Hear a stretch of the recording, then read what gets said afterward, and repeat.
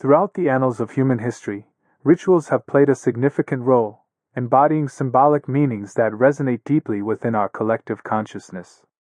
These rituals, often intertwined with religion, magic, mythology, and symbolism, serve as expressions of the unknown, reflecting our innate belief in realms beyond our immediate understanding. In our quest to comprehend the universe, we have encountered countless mysteries, realms veiled from our sight, truths beyond our grasp. Indeed, our knowledge is but a tiny fragment in the vast expanse of the unknown. When compared to the vastness of the cosmos, our understanding appears minuscule, barely scratching the surface of what lies beyond. Yet what we do know shapes our existence profoundly, guiding our actions and perceptions.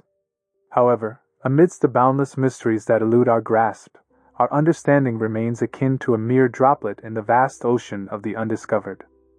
I sometimes ask myself, isn't it intriguing how ancient stories and myths, passed down through generations, continue to hold such profound meaning? These narratives, woven into the fabric of human culture for thousands of years, seem to offer insights into the workings of the universe that transcend mere words and concepts. As we delve into these ancient tales, we find echoes of wisdom that resonate with our deepest instincts and intuitions, hinting at a deeper understanding of existence. Despite the passage of time, these stories retain their power to captivate and inspire, inviting us to ponder the profound questions of life, death, and the nature of reality.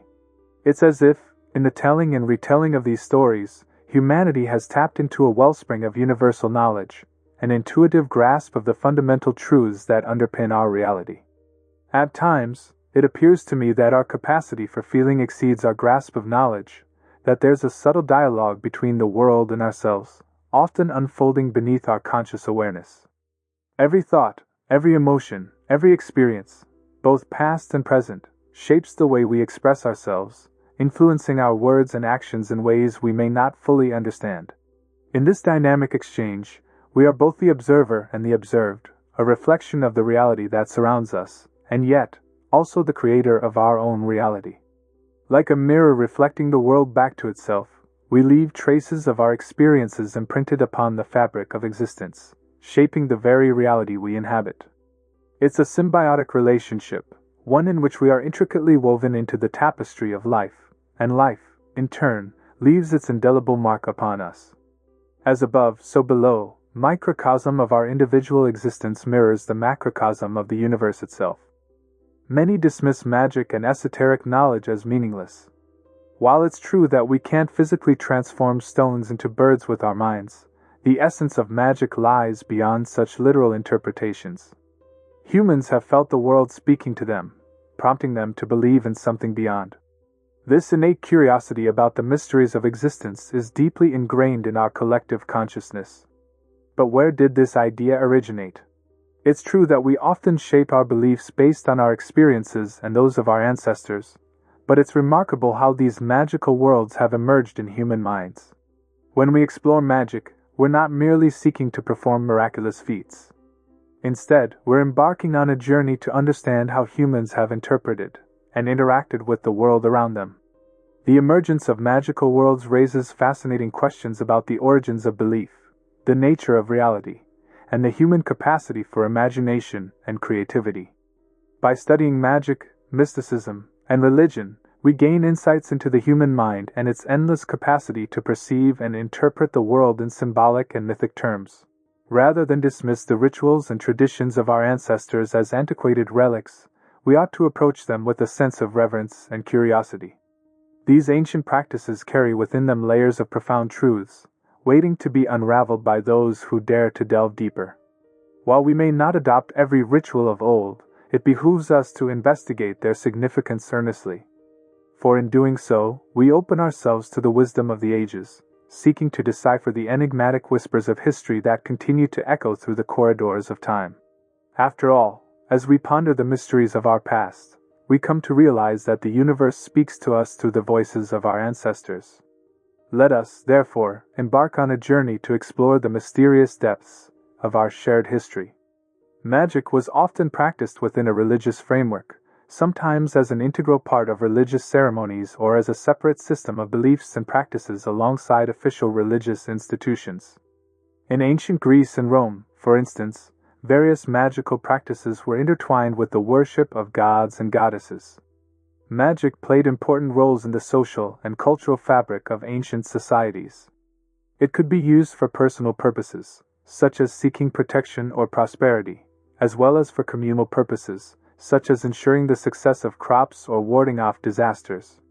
Historically, white magic has been associated with altruistic intentions, with practitioners using their abilities to promote healing, protection, and positive transformation. Conversely, black magic has been characterized by its use for selfish or malevolent purposes, often involving harm, manipulation, or coercion. However, the delineation between white and black magic is not always clear-cut, as Phil Hine astutely observes. What may be considered black magic by one practitioner or community could be viewed as neutral or even beneficial by another. In addition to the distinction between white and black magic, scholars have also identified a category known as gray magic, or neutral magic. This form of magic is neither wholly benevolent nor entirely malevolent, but rather falls somewhere in between. Another important distinction is that between high magic and low magic. Anthropologist Susan Greenwood notes that high magic has historically been concerned with accessing divine forces and achieving spiritual unity, often through complex rituals performed indoors. In contrast, witchcraft, closely associated with low magic, is often practiced outdoors, connecting practitioners with the natural world and the cycles of the earth. In ancient Mesopotamia, magic served as a crucial means of defense against malevolent forces, including demons, ghosts, and evil sorcerers.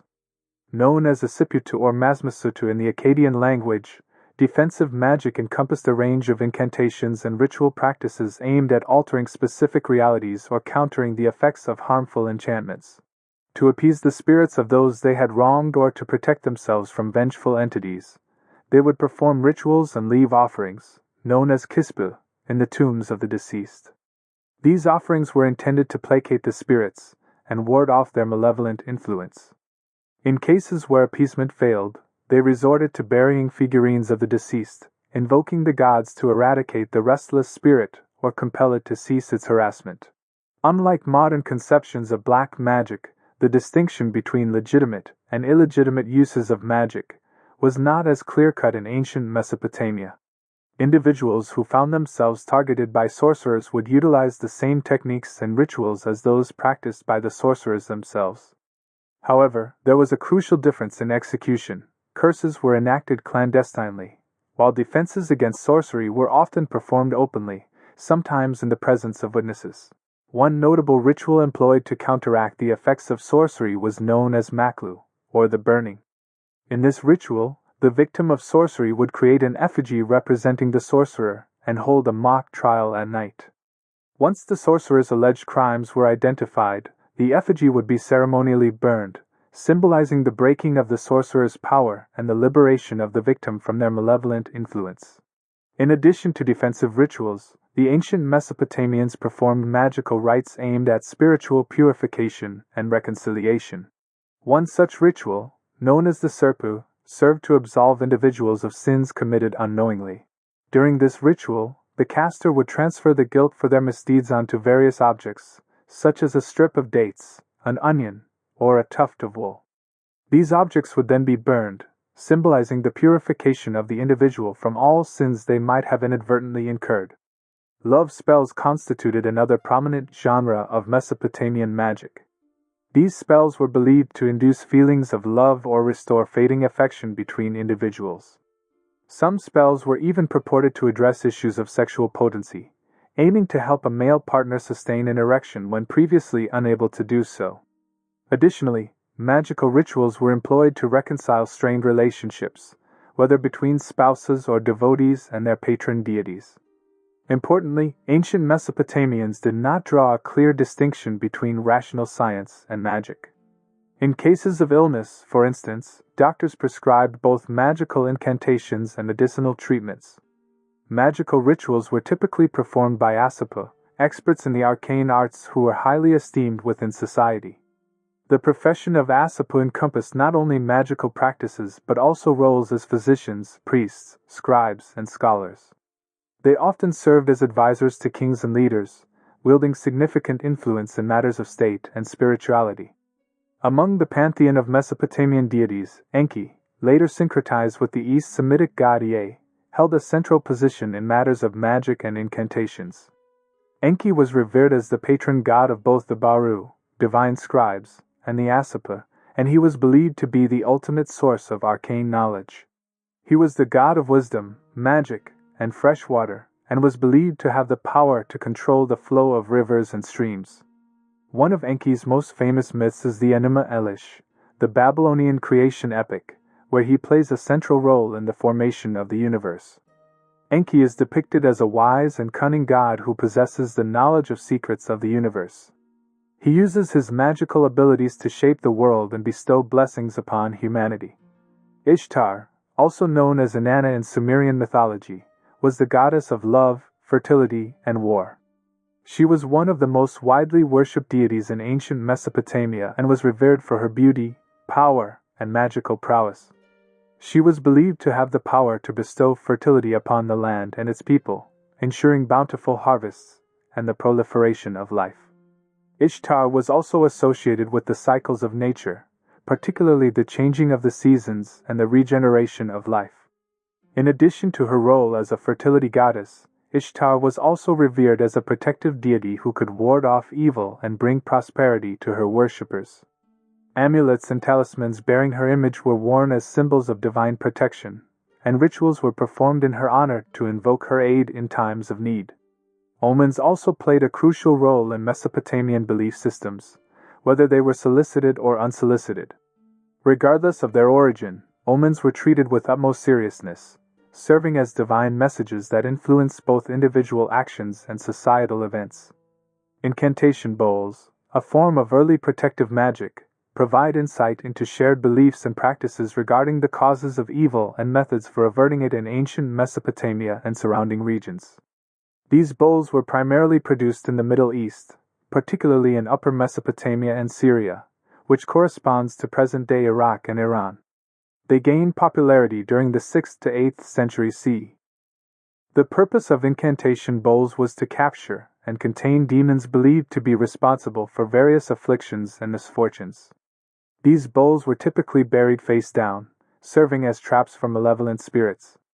They were strategically placed in locations believed to be vulnerable to demonic influence, such as under thresholds, in courtyards, corners of homes, near the graves of the recently deceased, and within cemeteries.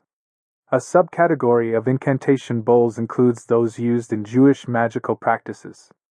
Aramaic incantation bowls, in particular, offer valuable insights into Jewish mystical traditions and magical beliefs.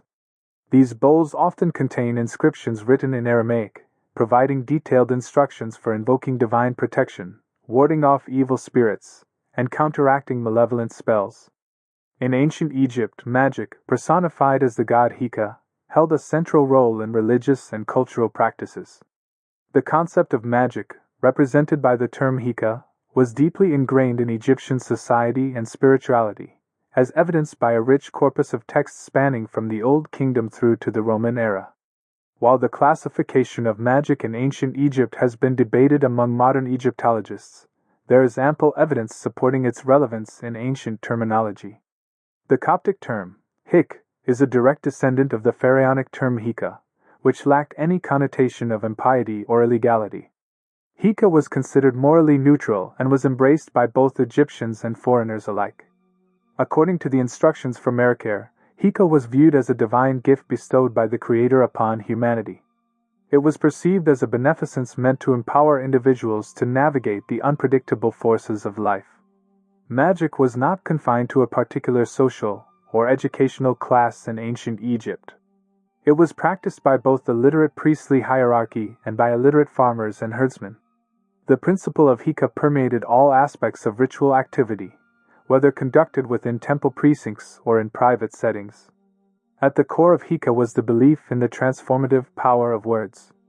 Words were seen as potent tools capable of bringing about change and manifesting reality. This principle reflects a fundamental understanding of the creative potential inherent in language and speech. Scholar Mauna Karenga, highlights the pivotal role of words in Egyptian cosmology, emphasizing their ontological significance as the primary means through which the Creator brought the world into existence. Humans, believed to share a divine nature with the gods, possess the same capacity to wield words creatively, thus participating in the ongoing process of creation.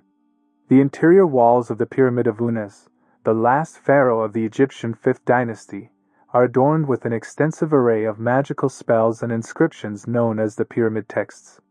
These texts, running from floor to ceiling in vertical columns, were believed to contain the essential spells required by the pharaoh to navigate the afterlife successfully. They served as a guidebook to ensure the ruler's safe passage into the realm of the gods and his eternal existence among them. Originally, the pyramid texts were reserved exclusively for royalty. Kept secret from commoners, they were inscribed only within the confines of royal tombs. However, during the tumultuous First Intermediate Period, tomb robbers breached the pyramids and were exposed to these magical inscriptions. As knowledge of the spells spread, commoners began to learn and replicate them, seeking to secure their own survival in the afterlife. This dissemination of magical knowledge led to the emergence of a new corpus of texts known as the coffin texts. Commoners inscribed these texts on the sides of their coffins, hoping to ensure their journey to the afterlife and the preservation of their souls for eternity. Like the pyramid texts, the coffin texts contained spells, incantations, and rituals believed to empower the deceased and safeguard their passage to the realm of the gods. Central to the Egyptian belief in the afterlife was the concept of mummification. After death, the deceased's body would undergo the elaborate process of mummification, ensuring its preservation for as long as possible. Egyptians believed that the soul, or Ka, could only continue its existence in the afterlife as long as the physical body remained intact on earth. The final ritual before sealing the deceased's body within the tomb was the opening of the mouth ceremony. In this ritual, priests would use various magical instruments to touch different parts of the body, symbolically restoring the deceased's senses and faculties for their journey into the afterlife. By enabling the deceased to see, hear, taste, and smell, the ceremony ensured their well-being and vitality in the realm of the dead, facilitating their eternal existence alongside the gods. Thoth, also spelled Jehudi or Tehudi, was a significant deity in ancient Egyptian religion and mythology, associated with wisdom, writing, magic, and the moon. As the god of knowledge and learning, Thoth was believed to possess immense magical powers, and he was often invoked by practitioners of magic for guidance and assistance. The Book of Thoth is a legendary and mysterious ancient Egyptian text attributed to Thoth himself. According to mythology, Thoth authored this book, which contained powerful spells that granted divine knowledge and mastery over magic. It was said to hold the secrets of the universe and the keys to understanding the mysteries of life, death, and the afterlife. The Book of Thoth was believed to be a potent tool for magicians and priests. It was said to have the power to unlock hidden knowledge, reveal hidden truths, and bestow wisdom upon those who possessed it. In ancient Egyptian belief, the Book of Thoth was not only a source of magical knowledge, but also a symbol of divine authority and protection. It was often depicted as a sacred scroll or codex carried by Thoth himself, signifying his role as the divine mediator between the gods and humanity. Isis, also known as a Set in ancient Egyptian religion, is a goddess with a complex and multifaceted character. Isis was revered as a divine figure associated with healing, protection, motherhood, and fertility. She was believed to possess profound magical abilities, including the power to perform healing miracles, manipulate natural forces, and even resurrect the dead. One of the most famous Egyptian myths involving Isis is the story of her search for the body of her husband Osiris after he was murdered by his brother Set. Through her magical powers, Isis was able to reassemble Osiris's body and resurrect him, symbolizing her role as a goddess of life and resurrection.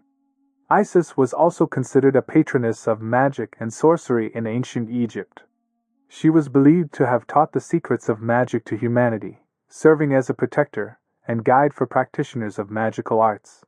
In Egyptian magical texts, Isis is often invoked for assistance in performing spells, rituals, and incantations aimed at various purposes. In Irish folklore and mythology, Druids occupy a prominent and revered position, often depicted as high-ranking priest-counselors with mystical abilities and the gift of prophecy. One of the most renowned figures in this tradition is Cathbad, the chief druid in the court of King Concobar mac Nessa of Ulster. Cathbad's prophetic talents are showcased in tales such as that of Deirdre of the Sorrows, where he foretells her future beauty and the tragic events that will unfold because of it. Despite his warnings, the king disregards Cathbad's prophecy, leading to its eventual fulfillment. Another legendary druid is Amergin Gluingel, celebrated for his role in the mythological cycle. As the Milesians sought to conquer Ireland, from the Tuatha Dé Danann, the Druids of the latter raised a magical storm to thwart their advance. In response, Amergin invoked the spirit of Ireland, chanting the powerful incantation known as the Song of Amergin. His mystical prowess enabled the Milesians to overcome the magical barrier and successfully make landfall, ultimately aiding in the conquest of Ireland and earning Amergin the esteemed title of Chief Alum of Ireland. According to accounts found in the Historia Augusta, several Roman emperors sought guidance and received prophecies from Gallic Druidesses. One notable instance is recorded during the reign of Alexander Severus, who reportedly received a prophecy about his own death from a Gallic Druidess. Similarly, Aurelian, another Roman emperor, consulted Druidesses about the fate of his descendants. Their responses, which favored Claudius too, reflect the importance placed on divination and foresight in shaping political decisions during this period. The accounts also mention Diocletian, receiving a prophecy from a Druidess of the Tungri, as recalled by Flavius Vopiscus. Despite the prohibitions against magic and divination in the Mosaic Law and Jewish religious law, halakha, historical evidence suggests that these practices persisted in Jewish communities, particularly during the late Second Temple period and the subsequent centuries. In the Mosaic Law, various forms of magical practices, including witchcraft, soothsaying, sorcery, spellcasting, and necromancy, are explicitly forbidden as abominations to the Lord. Halakha similarly prohibits divination and other forms of soothsaying, listing numerous condemned divining practices in the Talmud. However, within the Jewish mystical tradition of Kabbalah, a branch known as Practical Kabbalah emerged, which involved the use of magical techniques for spiritual purposes.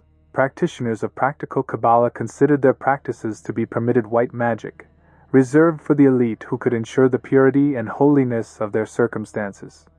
Despite its perceived legitimacy among practitioners, Practical Kabbalah remained a minor tradition due to concerns over violating prohibitions against impure magic.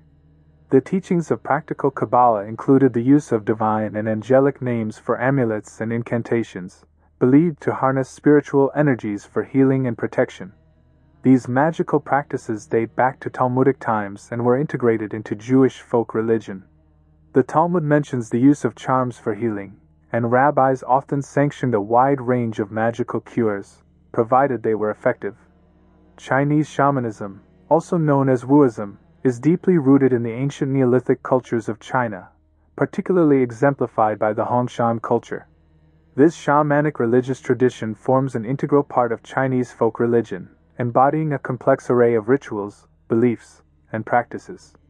The term, Wu, refers to a shaman or ritual specialist who acts as an intermediary between the human and spiritual realms. While some contemporary Chinese ritual masters may be identified as Wu by outsiders, not all orders or practitioners self-identify as such. Taoism, one of the major spiritual traditions in China, has significant connections to Chinese shamanism. In its early development, Taoism was concerned with the pursuit of longevity, shou, and the attainment of the status of a xian, or immortal. Taoist practices, from ancient times to the present day, incorporate rituals, mantras, and amulets believed to possess divine or supernatural powers. The worldview of Taoism has often been characterized as magical or alchemical, emphasizing the manipulation of spiritual energies and the pursuit of spiritual enlightenment. Taoist rituals and practices often involve invocation of deities, cultivation of qi, life force, and alchemical processes aimed at achieving spiritual transformation. While Taoism has developed its own distinct theological and philosophical frameworks over time, its roots in ancient Chinese shamanism remain palpable, shaping its rituals, beliefs, and worldview. The consumption of substances and the induction of altered states of consciousness have long been intertwined with magical and religious practices, serving as gateways to spiritual revelation and divine communion. In ancient Greece, these phenomena were deeply ingrained in the fabric of religious rituals and mystical experiences. One of the most renowned examples is found in the Eleusinian Mysteries, a series of secret rites held in honor of the goddess Demeter and her daughter Persephone. Participants in these rituals consumed a sacred brew, known as kykeon, believed to induce profound visions and spiritual insights. The mysteries were shrouded in secrecy, and initiates were sworn to silence about their experiences, leading to speculation about the nature of the rites and their transformative effects on consciousness. Central to the mysteries was the myth of Persephone's abduction by Hades, the god of the underworld, and her subsequent reunion with her mother Demeter. This narrative unfolded in three phases: the descent of Persephone into the underworld, the search conducted by Demeter, and the eventual ascent of Persephone back to the world of the living. The primary focus was on Persephone's return and the reunion with her mother, symbolizing the cyclical nature of life and the promise of renewal. For initiates of the Eleusinian Mysteries, participation in the rituals held profound significance. The rebirth of Persephone symbolized the eternal cycle of life, death, and rebirth, instilling believers with the hope of a rewarding afterlife. The mysteries were a deeply spiritual experience, believed to grant insight into the mysteries of existence and the realm beyond.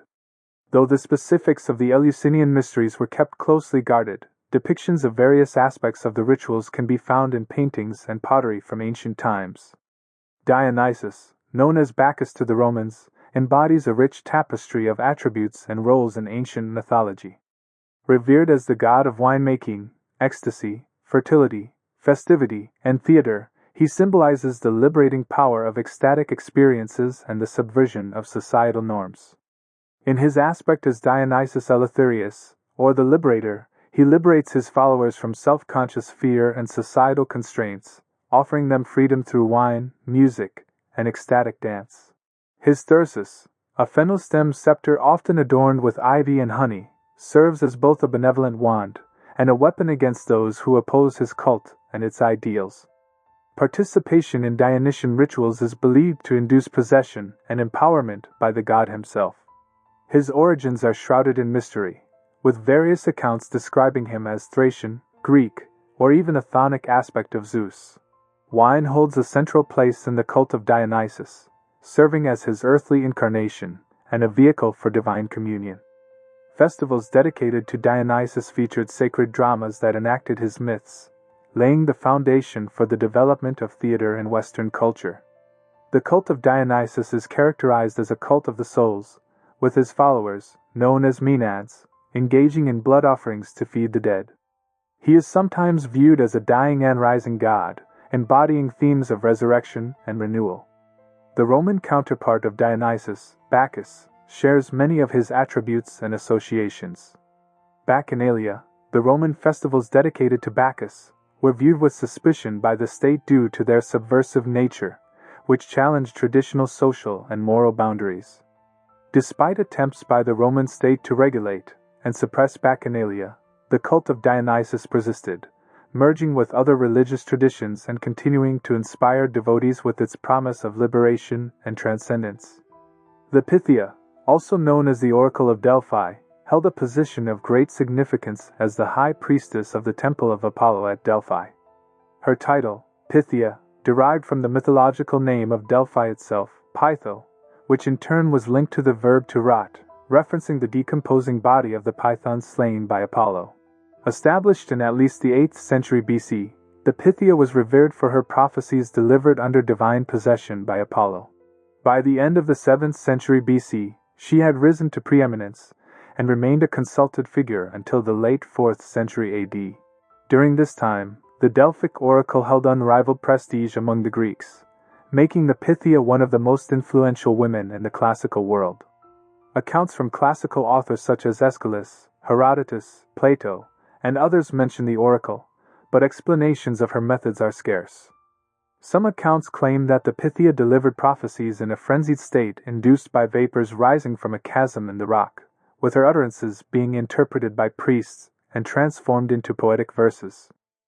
In ancient Greco-Egyptian syncretism, Hermes Trismegistus was believed to be a mythical combination of the Greek god Hermes and the Egyptian god Thoth, merging the attributes of both deities into a single divine figure. Hermes Trismegistus was revered as the purported author of the Corpus Hermeticum, a collection of ancient Egyptian Greek philosophical and spiritual texts that explore topics such as cosmology, theology, astrology, and magic. These writings were highly influential in the development of Western occultism and Hermeticism, inspiring generations of mystics, alchemists, and esoteric practitioners. In the Hermetic tradition, Hermes Trismegistus is regarded as the supreme teacher and divine revealer of occult knowledge, transmitting the secrets of the universe to humanity through his writings and teachings. He is often depicted as a wise and enigmatic figure who possesses profound insights into the nature of reality and the hidden mysteries of existence. In ancient Greek mythology, Hecate was associated with magic, witchcraft, and the night. She was a goddess often depicted as having 3 heads or 3 forms: a young maiden, a mature woman, and a crone. Hecate was also associated with crossroads, entrances, fire, and the underworld. As a goddess of witchcraft and magic, Hecate was believed to possess the power to grant or withhold blessings, to protect or harm, and to guide souls through the darkness of the night. She was often invoked by practitioners of magic and sorcery, particularly during rituals and ceremonies conducted at crossroads, or during the dark phase of the moon. Hecate's connection to magic and witchcraft made her a revered figure in ancient Greek religious practices, particularly among those who sought her assistance. She was also associated with the spirits of the dead and was believed to have the ability to communicate with and guide departed souls. Magic plays a role in Homer's epic poem The Odyssey. Throughout the narrative, various characters engage in magical practices or encounter magical beings. One prominent example is the enchantress Circe, who uses her magical powers to turn Odysseus' men into swine. However, Odysseus, with the help of the god Hermes, is able to resist Circe's magic and eventually convince her to transform his men back into human form. Additionally, the character of the sorceress Circe is not the only instance of magic in the Odyssey. The poem also features encounters with other mystical creatures such as the Cyclops, the Sirens, and the goddess Athena, who uses her divine powers to aid Odysseus on his journey. The transformation of the Persian term magus into the Greek magos and magia brought about significant changes in its meaning and connotations. In ancient Greek society, the term magos acquired negative associations, portraying practitioners as charlatans or frauds whose ritual practices were deemed fraudulent, unconventional, and potentially dangerous. This shift in meaning was influenced by the military conflicts between Greek city-states and the Persian Empire during the late 6th and early 5th centuries BC. As a result, being accused of practicing magic became a form of insult among the ancient Greeks. Surviving texts from this period, such as Sophocles' Oedipus Rex and Hippocrates' De Morbo Sacro, reflect this negative perception of magic. In Sophocles' play, for instance, the character Oedipus derogatorily refers to the seer Tiresias as a magos, implying deceit or trickery.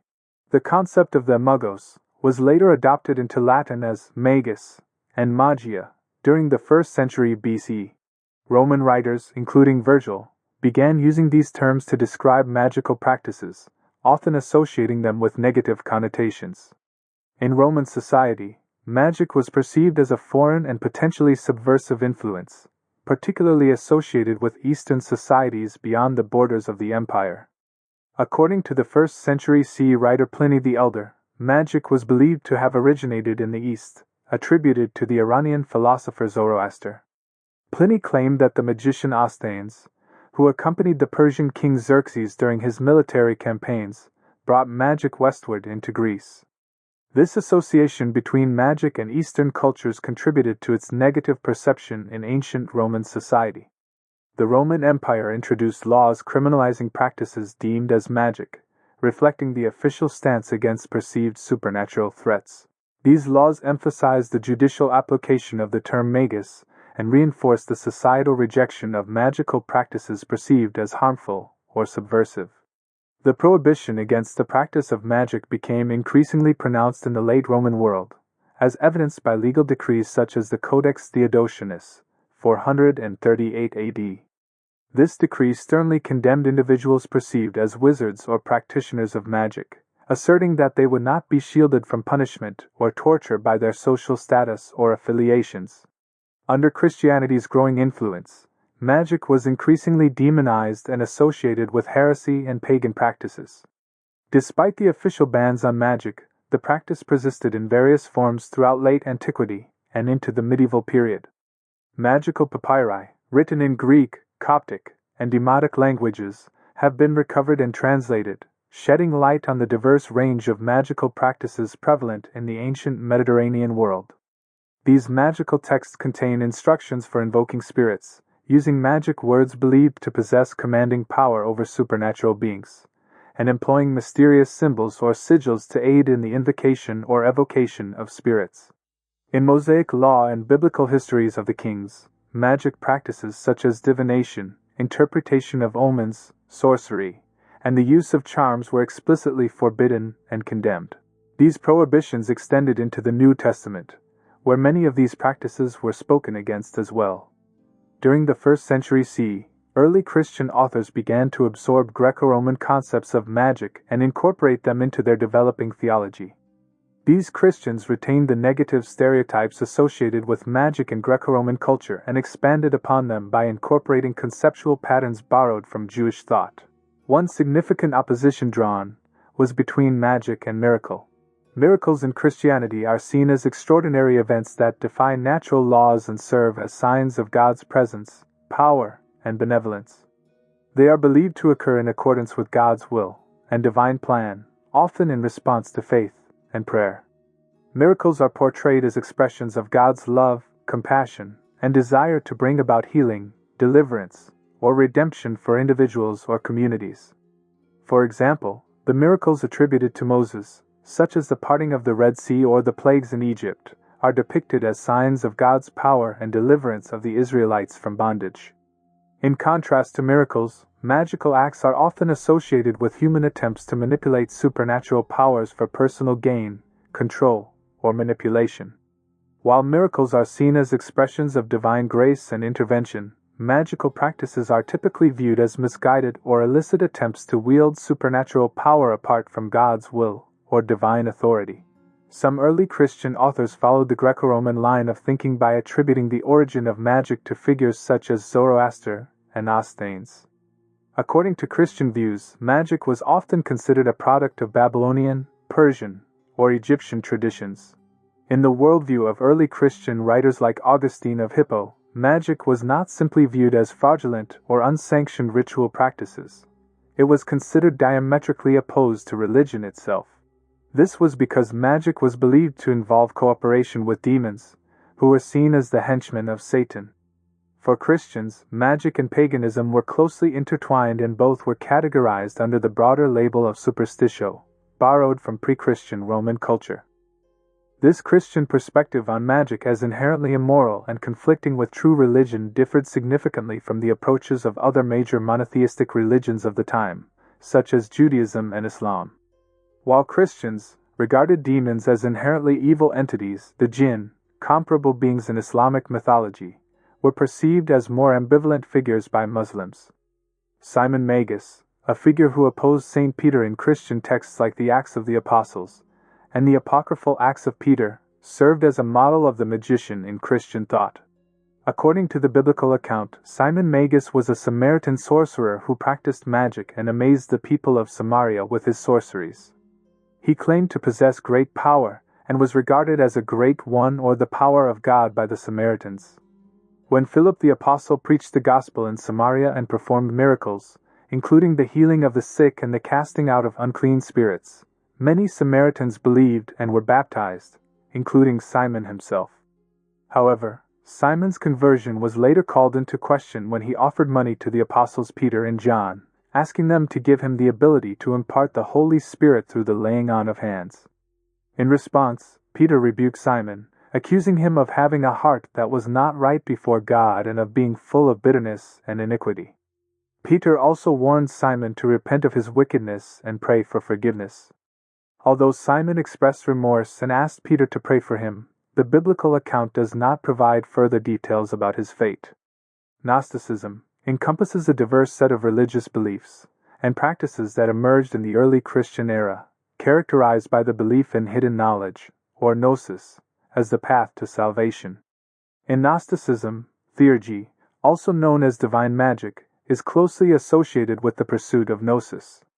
According to Gnostic cosmology, the demiurge, a lesser divine being, or imperfect creator, is responsible for the creation of the physical universe, but is considered an inferior or misguided deity compared to the supreme, unknowable God of the spiritual realm. Theurgic practices in Gnosticism are aimed at transcending the limitations of the material world and achieving union with the divine source or ultimate reality beyond the realm of matter. Through rituals, meditation, and spiritual exercises, practitioners seek to awaken their divine spark, or inner essence, which is believed to be trapped within the material body and the illusion of the physical world. By engaging in theurgical practices, Gnostics aspire to commune directly with the transcendent God, also known as the monad, or divine eons, emanations from the ultimate reality, while striving to overcome the deceptive influence of the demiurge and the archons, lower spiritual entities associated with the material realm. Within certain strands of Gnosticism, Jesus is often depicted as a figure possessing supernatural or magical abilities. In some Gnostic texts, Jesus is portrayed not only as a divine figure, but also as a wisdom teacher who imparts secret knowledge to his disciples. These texts often emphasize Jesus' role as a revealer of mystical truths and a liberator of the soul from the material world. A grimoire, often referred to as a book of spells or magic book, serves as a compendium of magical knowledge and practices. These texts are not merely instructional, but are believed to possess inherent magical properties in many cultures, although other sacred texts like the Bible have also been attributed with supernatural powers.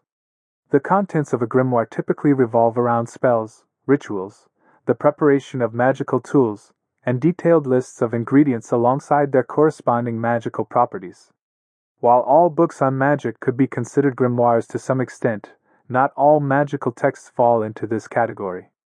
Though the term grimoire originated in Europe, similar books exist worldwide. From Jamaica to Sumatra, these texts have been utilized by various cultures throughout history. Evidence suggests that grimoires were utilized by certain early Christian sects, particularly those of Gnostic inclination. A notable example can be found in the Book of Enoch, a text discovered within the Dead Sea Scrolls. Within the Book of Enoch, there is a narrative that speaks of angels, known as Watchers or Grigori, who defied the divine order by taking human women as wives. These fallen angels are said to have imparted forbidden knowledge to humanity, introducing them to various forms of occult wisdom. This transgression, according to the text, led to a corruption of human society and a dilution of spiritual purity. The offspring of these unions, known as the Nephilim, are depicted as beings of great stature and power, often associated with violence and wickedness. Of particular interest is also the narrative surrounding Enoch and his great-grandson Noah, who are believed to have received knowledge of magical books from angels. This idea of divine revelation intertwining with magical instruction persisted throughout the medieval period and beyond, shaping the development of magical traditions in Christian contexts. Throughout medieval Europe, magic was considered a broad and encompassing category by Christian theologians. They identified various forms of magic, many of which were forms of divination.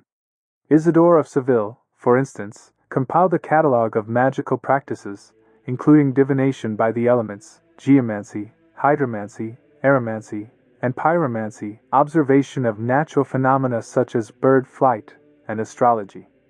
Enchantment and ligatures, which involved the use of magical objects bound to a patient for medical purposes, were also considered magical. In medieval Europe, magic became associated with figures from the Old Testament, particularly Solomon. According to tradition, Solomon was renowned for his wisdom, wealth, and ability to communicate with supernatural beings, including angels and demons. One of the most famous accounts involving Solomon's magical abilities is found in the Testament of Solomon, an ancient Jewish text dating back to the Hellenistic period. In this text, Solomon is depicted as possessing a magical ring, inscribed with the Tetragrammaton, the four-letter name of God, which grants him the power to command and control demons. According to the Testament, Solomon used his ring and his knowledge of magic to compel demons to assist him in the construction of the first temple in Jerusalem. The demons were said to be skilled craftsmen and laborers who aided Solomon in quarrying stone, shaping wood, and performing other tasks necessary for the temple's construction. Solomon's mastery over demons is also referenced in other ancient texts, including the Hebrew Bible, Old Testament, and the Quran, where he is portrayed as a powerful king and magician who commanded both human and supernatural forces. In later folklore and medieval grimoires, such as the Key of Solomon and the Lesser Key of Solomon, also known as the Lemegeton, his reputation as a magician and exorcist became even more prominent. These texts attributed various magical rituals and incantations to Solomon, often portraying him as a master of angelic and demonic magic. In early medieval Europe, the term magia carried a connotation of condemnation. Christians often harbored suspicions toward Muslims and Jews, accusing them of engaging in magical practices. These suspicions sometimes led to violent acts against these religious minorities, such as massacres and pogroms. Additionally, rival Christian groups, considered heretical by mainstream Christianity, were also accused of practicing magic. During the later Middle Ages, the term maleficium came into use to describe forms of magic conducted with the intent of causing harm. This period also saw the emergence of various terms in European languages to describe practitioners of harmful magic, such as sorcière in French, hex in German, striga in Italian, and bruja in Spanish. The English term, which derived from the Old English term wicca, despite the negative connotations associated with magic, it played a significant role in medieval society, particularly in the realm of spiritual and physical healing. However, misconceptions about magic persisted, fueled by the exoticism of magical rituals and the fear of nefarious beings associated with it. The legend of Merlin is primarily associated with the medieval period, particularly with Arthurian legend. Merlin is depicted as a powerful wizard and advisor to King Arthur in the stories of Camelot and the Knights of the Round Table. The familiar portrayal of Merlin that we recognize today is largely based on a blend of historical and legendary sources, with the most significant contributions coming from the works of 12th-century British pseudo-historian Geoffrey of Monmouth and the French poet Robert de Boron, along with subsequent prose writers of the 13th century. Geoffrey of Monmouth appears to have synthesized earlier Welsh narratives about Merlin and Ambrosius, two legendary Briton prophets who were not originally associated with King Arthur, to create the composite figure known as Merlinus Ambrosius. This portrayal quickly gained popularity, particularly in Wales. Over time, chroniclers and writers across France and beyond expanded upon Geoffrey's account, fleshing out Merlin's character to create a more complex and multifaceted figure. This process resulted in Merlin becoming one of the most significant and enduring characters in the literature and imagination of the Middle Ages. Merlin's traditional biography portrays him as a Cambion, a being born of a mortal woman and an incubus, through which he inherits his supernatural powers and abilities. Among his most notable talents are prophecy and shape-shifting. As the stories go, Merlin grows into an esteemed sage and orchestrates the birth of King Arthur through a combination of magic and intrigue. In later tales, Merlin assumes the role of advisor and mentor to the young king, guiding him through the complexities of ruling a kingdom. However, his involvement in Arthur's life eventually comes to an end, marked by his mysterious disappearance from the narrative.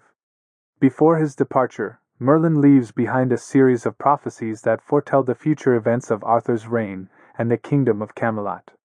One popular version of Merlin's fate, originating from the French prose cycles, recounts how he becomes ensnared or even killed by his own student, the Lady of the Lake, after falling in love with her. Other accounts depict Merlin's retirement from the mortal realm, sometimes in supernatural fashion, or his eventual demise. In the medieval Jewish view, Kabbalah underwent a separation of its mystical and magical elements by the beginning of the 14th century. This division resulted in speculative theological Kabbalah, focused on meditation and theological contemplation, and practical Kabbalah, which involved theurgical practices. This distinction aimed to delineate between the legitimate pursuit of spiritual insight and the potentially dangerous realm of magical manipulation. Despite the negative connotations surrounding the term magic, there were elements within medieval society that were seen in a divine or holy light. For example, the divine right of kings in England was believed to imbue them with sacred magic power, enabling them to heal thousands of their subjects from sicknesses. Various instruments and rituals were used in medieval magic, including amulets, talismans, potions, as well as specific chants, dances, and prayers. However, these practices were often accompanied by notions of demonic participation, influencing perceptions of their efficacy and morality. The belief that magic was associated with demonic forces was reinforced by texts such as the Greek magical papyri and the Sefer HaRazim, which contained a mix of healing rituals alongside rituals for harmful purposes such as gaining wealth or personal advantage. Archaeological discoveries are shedding light on the ritual practices of medieval society, including those performed in the home, on the body, and in monastic and church settings. These findings contribute to a fuller understanding of the role of magic in medieval life and its relationship with religious beliefs and practices. The Islamic perspective on magic distinguishes between two types: magic that heals sickness and possession, and sorcery. The former is considered a special gift from God, while the latter is achieved through the assistance of jinn and devils. Exorcists, who have the ability to heal sickness and possession through magic, are believed to gain their power through their obedience to God. On the other hand, sorcerers are said to please the devils through acts of disobedience and sacrifices, and in return, the devils assist them in performing magical feats. Islamic texts, including the Quran, acknowledge the existence of magic and its association with both divine and demonic forces. According to Quran chapter 2 verse 102, magic was taught to humans by devils and the angels Harit and Marat. The influence of Arab Islamic magic on medieval and Renaissance Europe was significant. Works such as Picatrix and Al-Kindi's De Radiis served as foundational texts for much of medieval European magic and subsequent developments in the Renaissance period. Ahmad al-Buni, another Arab Muslim author, played a crucial role in shaping European magical traditions with his works like Shams al-Ma'arif, which focused on the evocation and invocation of spirits or jinn to control them, obtain powers, and fulfill wishes. These magical texts remain important in the Islamic world, particularly within Sufi occult traditions, where doctrines like Samiyya draw upon the teachings of these authors to explore the spiritual realm and its connection to the physical world. The legend of Faust, often referred to as the Faustian legend, is one of the most famous tales in Western literature and folklore. Faust, a disillusioned scholar, becomes disenchanted with the limitations of human knowledge and existence. Faced with existential despair and a longing for greater meaning, he turns to the realm of magic and the supernatural in search of answers. It is in this vulnerable state that Mephistopheles, a demon or agent of the devil, appears and offers Faust a bargain.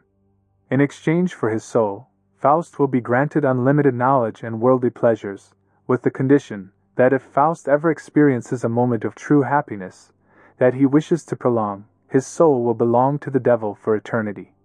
Faust, believing that such a moment of bliss will never come, agrees to the pact. However, as Faust indulges in worldly pursuits and experiences fleeting moments of pleasure, he ultimately finds himself longing for something deeper and more meaningful. When he finally experiences a genuine moment of happiness, he realizes the gravity of his agreement with Mephistopheles. Despite his attempts to escape his fate, Faust is ultimately dragged to hell as the devil claims his soul.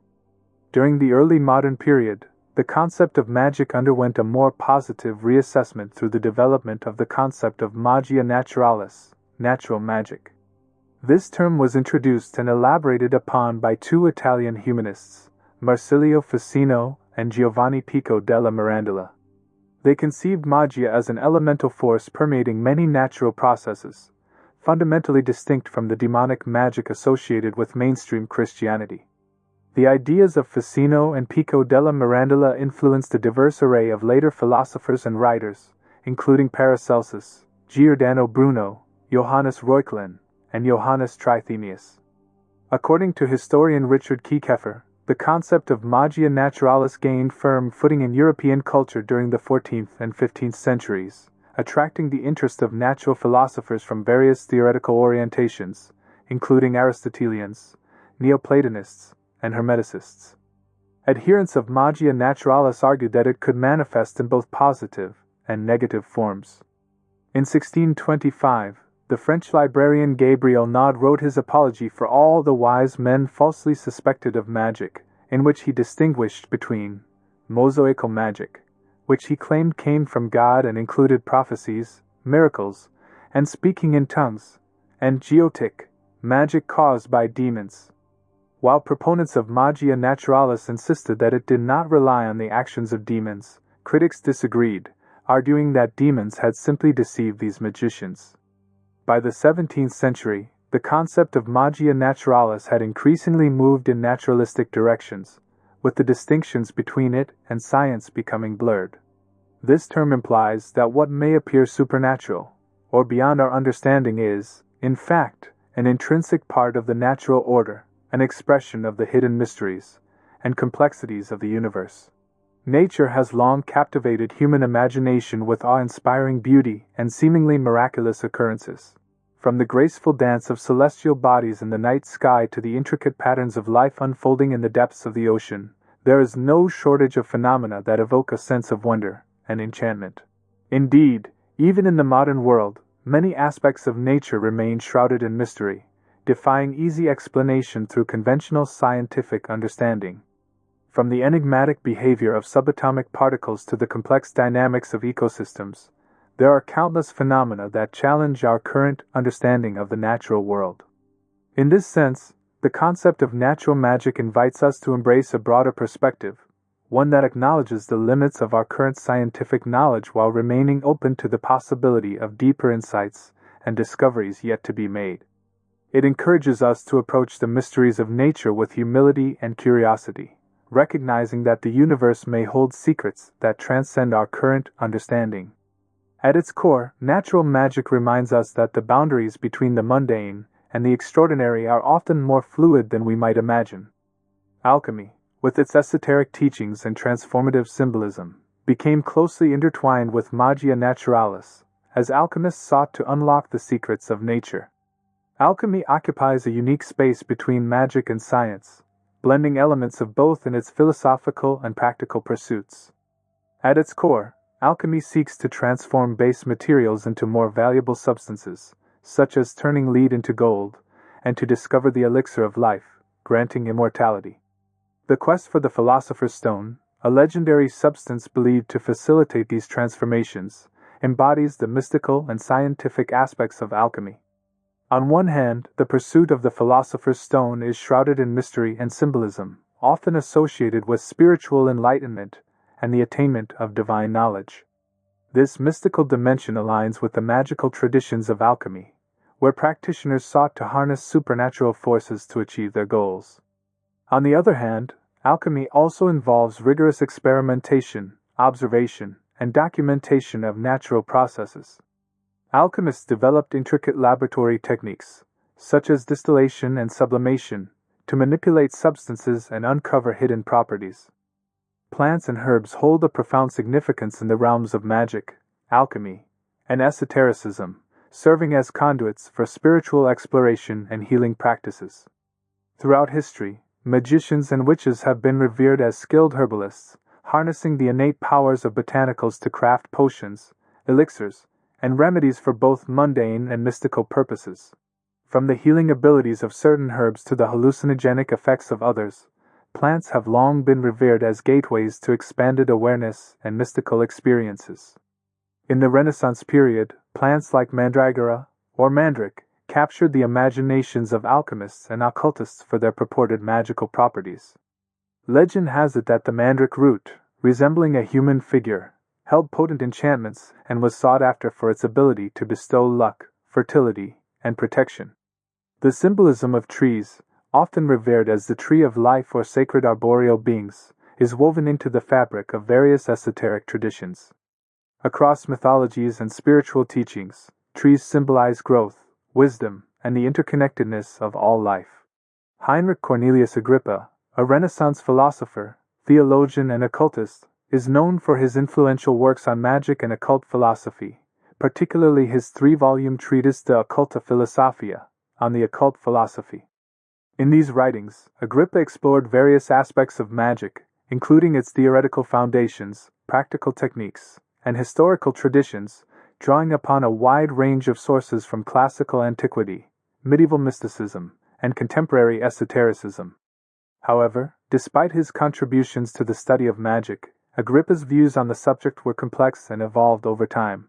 Later in his life, he expressed regret, and sought to reconcile his interest in magic with his Christian beliefs. In the 3rd book of Occult Philosophy, Agrippa concludes with, "But of magic I wrote whilst I was very young 3 large books, which I called of occult philosophy, in which what was then through the curiosity of my youth erroneous. I now being more advised, am willing to have retracted by this recantation. I formerly spent much time and costs in these vanities. At last I grew so wise as to be able to dissuade others from this destruction. For whosoever do not in the truth, nor in the power of God, but in the deceits of devils, according to the operation of wicked spirits presume to divine and prophesy, and practicing through magical vanities, exorcisms, incantations and other demoniacal works and deceits of idolatry, boasting of delusions, and phantasms, presently ceasing, brag that they can do miracles. I say all these shall with Jannes and Jambres, and Simon Magus, be destinated to the torments of eternal fire." Agrippa's attempt to reconcile magic with Christianity reflects a broader tension within Renaissance thought between the pursuit of occult knowledge and the demands of orthodox religious belief. As a Christian theologian, Agrippa grappled with the theological implications of his exploration of magic and sought to align his esoteric interests with his faith. In his later writings, Agrippa emphasized the importance of moral and spiritual purification as prerequisites for the practice of magic, highlighting the ethical dimensions of occultism and emphasizing the need for humility, piety, and virtuous living. He also sought to distinguish between natural magic, which he viewed as permissible and in harmony with divine providence, and demonic magic, which he condemned as sinful and dangerous. John Dee, a renowned English mathematician, astronomer, and occultist of the Renaissance era, delved deeply into various esoteric traditions, including alchemy, astrology, and ceremonial magic. He believed that the study of these disciplines could unveil the hidden mysteries of the universe and provide insights into divine knowledge. One of the most intriguing aspects of Dee's magical endeavors was his collaboration with Edward Kelly, a medium who claimed to have the ability to communicate with angels. Together, Dee and Kelly engaged in a series of scrying sessions, during which they purportedly received messages from angelic beings. During these sessions, Dee and Kelly claimed to have encountered an angelic language, which they referred to as Enochian.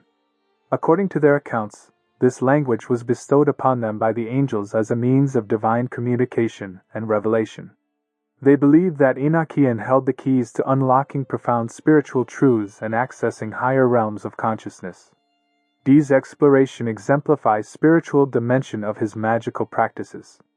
For Dee, magic was not merely a means of wielding supernatural powers or achieving personal gain, but a sacred endeavor aimed at seeking wisdom, enlightenment, and communion with the divine. Paracelsus, the Renaissance physician, alchemist, and philosopher, stands as a pivotal figure who synthesized magical beliefs with scientific methods in his approach to medicine and alchemy. Paracelsus challenged the traditional medical practices of his time by incorporating elements of astrology, alchemy, and mysticism into his healing methods. He believed that the human body was a microcosm of the universe, subject to the same cosmic forces that govern the natural world. This holistic view led him to explore the connections between celestial influences, elemental properties, and bodily health. In his medical practice, Paracelsus utilized alchemical principles to create remedies and elixirs that he believed could cure diseases and restore balance to the body. He emphasized the importance of observing nature and conducting experiments to understand the healing properties of plants, minerals, and other substances. At the same time, Paracelsus did not shy away from the mystical aspects of his work. He believed in the existence of spiritual entities, such as elementals and spirits, which he considered to be integral to the functioning of the natural world. Paracelsus saw these entities as allies in his quest for knowledge and healing, often invoking their assistance in his alchemical experiments and medical treatments. However, during the Age of Enlightenment in the 18th century, the validity of magia naturalis as a concept for understanding the universe came under increasing criticism. Despite attempts to reclaim the term magia for positive purposes, traditional attitudes toward magic in the West remained largely negative. While magia naturalis attracted interest and was largely tolerated, Europe simultaneously witnessed active persecution of accused witches believed to be guilty of maleficia. Reflecting the continued negative associations with magic, Protestants often sought to denigrate Roman Catholic sacramental and devotional practices as being magical rather than religious. Many Roman Catholics were concerned by these allegations, and for several centuries various Roman Catholic writers devoted attention to arguing that their practices were religious rather than magical. Simultaneously, Protestants often used accusations of magic against other Protestant groups with whom they were in contest. In this way, the concept of magic was used to prescribe what was considered appropriate as religious belief and practice. Similar dynamics were at play in the Islamic world during this period. The Arabian cleric Muhammad ibn Abd al-Wahhab, founder of Wahhabism, condemned a range of customs and practices such as divination and the veneration of spirits as seer, which he claimed was a form of shirk, the sin of idolatry. During the Renaissance, there was a resurgence in Hermeticism and Neoplatonic varieties of ceremonial magic, as Renaissance humanism gained prominence. At the same time, the Renaissance also witnessed the rise of science, with developments such as the dethronement of the Ptolemaic theory of the universe, the distinction of astronomy from astrology, and the separation of chemistry from alchemy. However, there was great uncertainty in distinguishing practices of superstition, occultism, and perfectly sound scholarly knowledge or pious ritual. These intellectual and spiritual tensions erupted in the early modern witch craze, which was further reinforced by the turmoil of the Protestant Reformation, especially in Germany, England, and Scotland. In Hasidism, there was a shift away from practical Kabbalah using directly magical means towards conceptual and meditative trends. This shift gained further emphasis while simultaneously instituting meditative theurgy for material blessings at the heart of its social mysticism. Hasidism internalized Kabbalah through the psychology of Dvikut, cleaving to God, and cleaving to the tzaddik, Hasidic Rebbe. In Hasidic doctrine, the tzaddik channels divine spiritual and physical bounty to his followers by altering the will of God, uncovering a deeper concealed will, through his own Dvikut and self-nullification.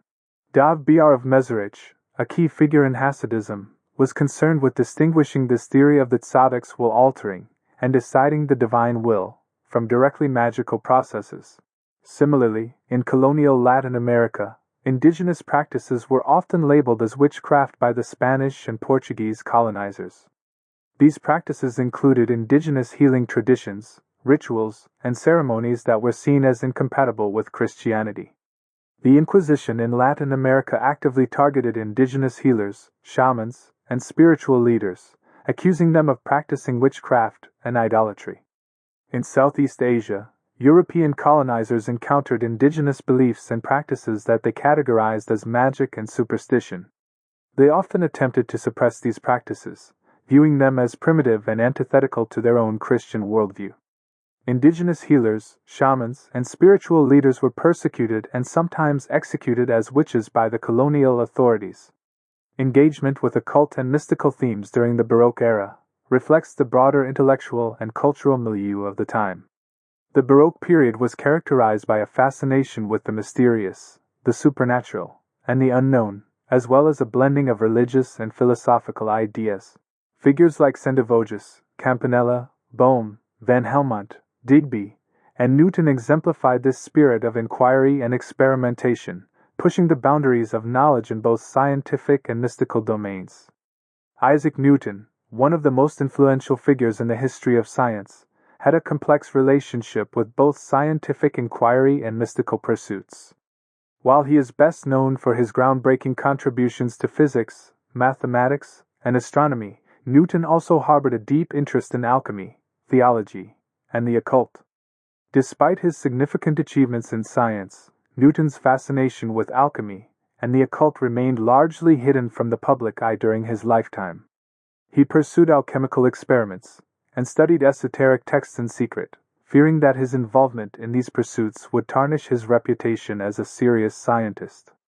Newton's interest in alchemy was not merely a hobby but a sincere belief in the possibility of unlocking the secrets of nature and uncovering the hidden truths of the universe. He saw alchemy as a spiritual quest, a means of understanding the divine mysteries encoded within the fabric of reality. In his view, the pursuit of scientific knowledge was intertwined with a deeper exploration of the spiritual and metaphysical realms. For Newton, the universe was a divine creation, governed by divine laws and infused with divine purpose. He believed that by studying the natural world, scientists could gain insights into the mind of God and unravel the mysteries of creation. This perspective shaped his scientific worldview and motivated his relentless quest for knowledge. In addition to his studies in alchemy, Newton also delved into biblical prophecy and eschatology, seeking to decipher the hidden meanings behind the texts of Scripture. He was particularly fascinated by the Temple of Solomon and its significance in both religious and mystical traditions. While Newton's interest in alchemy and the occult may seem incongruous with his status as a pioneering scientist, it reflects the complexity of his intellectual pursuits and the multifaceted nature of his worldview. Despite his efforts to keep his mystical endeavors hidden, they remain an intriguing aspect of his legacy, shedding light on the intersections between science, religion, and mysticism.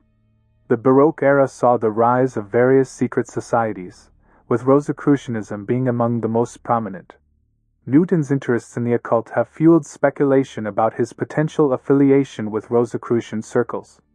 During the early 17th century, a series of anonymous manifestos emerged in Europe, beginning with the publication of the Fama Fraternitatis, the Fame of the Brotherhood, in 1614, followed by the Confessio Fraternitatis, the Confession of the Brotherhood, in 1615, and the Chemical Wedding of Christian Rosicrucians anno 1459 in 1617. These manifestos introduced the legend of a mysterious figure known as Father Brother Christian Rosenkreuz, also referred to as Rosecross. According to the legend, Christian Rosenkreuz was born in 1378 and lived for 106 years. After studying in the Middle East under various masters, possibly including Sufi influences, he returned to Europe but faced challenges in sharing the knowledge he had acquired with prominent European scientists and philosophers. Instead, he gathered a small circle of friends and disciples and founded the Rosicrucian order around 1407. The Rosicrucian order, as described in the manifestos, was said to consist of no more than 8 members, each of whom was a doctor and committed to a life of vowed virginity. Members of the order took oaths to heal the sick without accepting payment, maintain the secrecy of the fellowship, and find a replacement before their own death. By the early 17th century, the manifestos suggest that 3 generations of Rosicrucians had passed, and the order was seeking to expand its membership by recruiting good men. This period coincided with a time of growing scientific, philosophical, and religious freedom, allowing the Rosicrucians to share their knowledge with the public for the benefit of society. In many ways, the Baroque era laid the foundation for the interdisciplinary approach to knowledge that characterizes modern scholarship and inquiry. In the 19th century, European intellectuals underwent a significant shift in their perception of magic. No longer viewed through the lens of sin and religious condemnation, magical practices and beliefs came to be seen as deviant and antithetical to prevailing cultural norms. They were increasingly regarded as aberrant modes of thought, indicative of psychological impairment or cultural inferiority. This change in perspective was influenced by the rise of educated elites in Western societies who rejected the efficacy of magical practices. Legal systems began to shift away from punishing practitioners of magic for alleged crimes related to witchcraft or diabolism. Instead, these practitioners were targeted for fraud, accused of deceiving people by promising outcomes they could not deliver.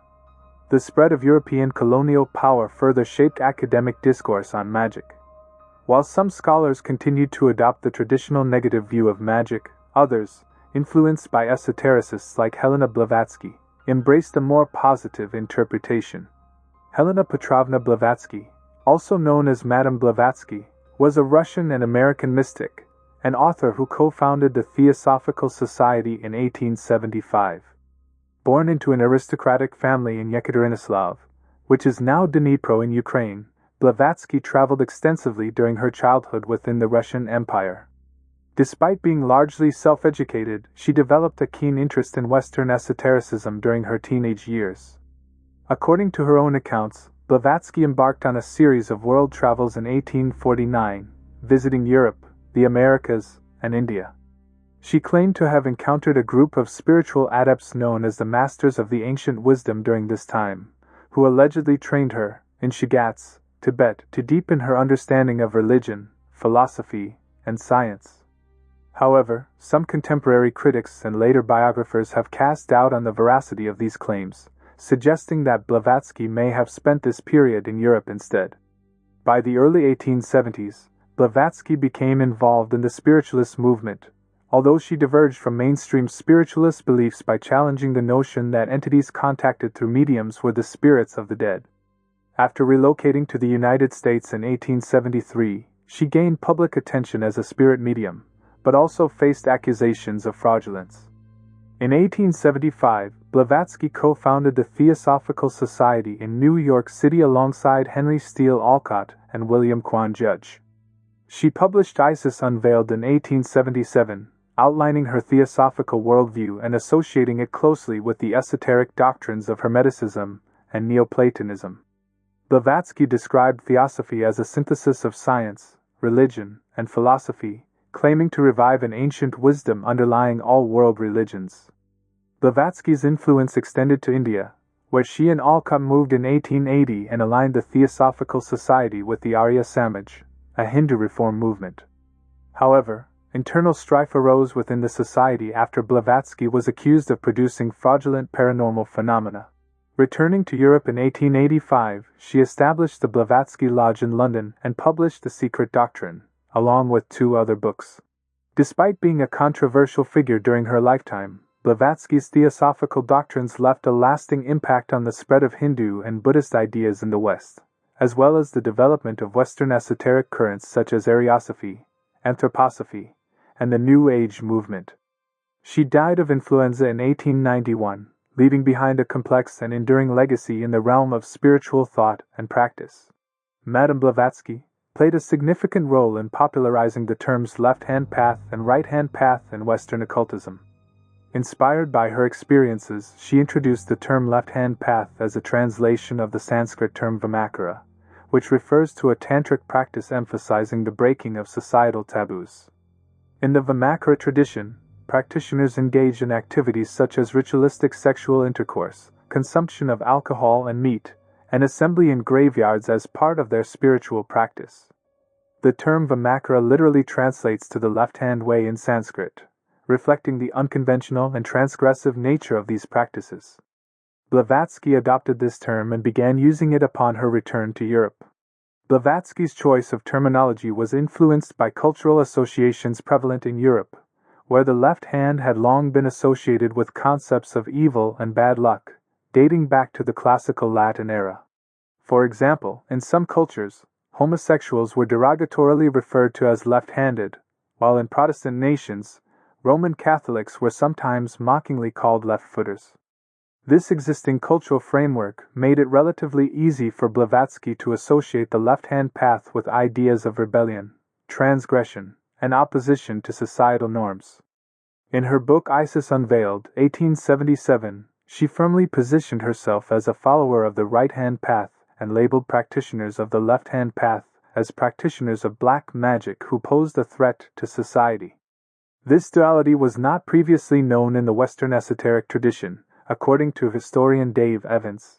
Other figures in the occult community, such as Dion Fortune, founder of the Society of the Inner Light, also aligned themselves with the right-hand path. They claimed that followers of the left-hand path were associated with homosexuality, and suggested that Indian servants might use malicious magical rites devoted to the goddess Kali against their European masters. Aleister Crowley played a significant role in further popularizing and altering the concept of the left-hand path within certain occult circles. He referred to a brother of the left-hand path or a black brother as one who failed to attain the grade of Magister Templi in his system of ceremonial magic. Crowley also associated the left-hand path with the point at which the adept chooses to cross the abyss, a pivotal moment in their spiritual journey. Here, the adept must surrender all, including the guidance of their holy guardian angel, and leap into the abyss.